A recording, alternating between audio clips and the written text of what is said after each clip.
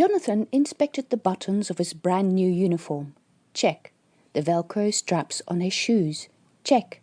His shirt being tucked in. Check. And his name badge on the pocket of his shirt. Check.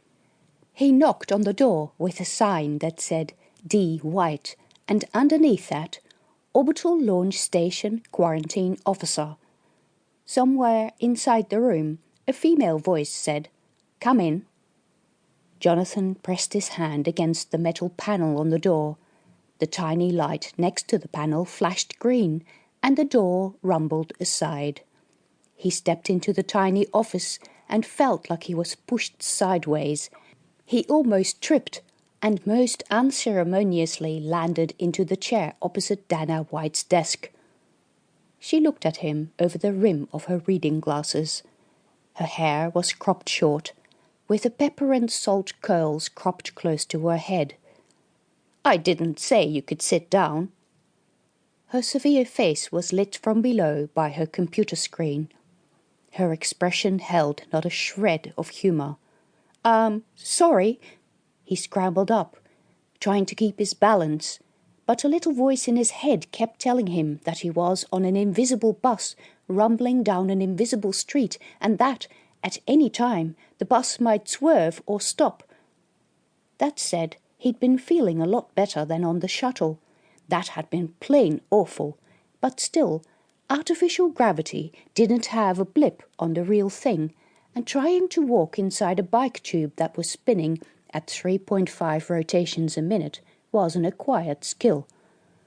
A skill that all those people in the Orbital Launch Station corridors had acquired, but he had, evidently, not, and that made him the butt of jokes. He clutched his pad harder, determined not to stumble, or worse, run off in search of a place to bath. That would never do, facing a woman who was his new boss and old enough to be his mother. "Sit down, Mr. Bartell." Jonathan sat down again, in the same chair, looking at her wrinkled hands. In space, fluids tended to accumulate in the body's extremities, and she should look less old than on Earth. On second thoughts, maybe she was old enough to be his grandmother. "Did you sleep well, and are you rested enough to start your job?"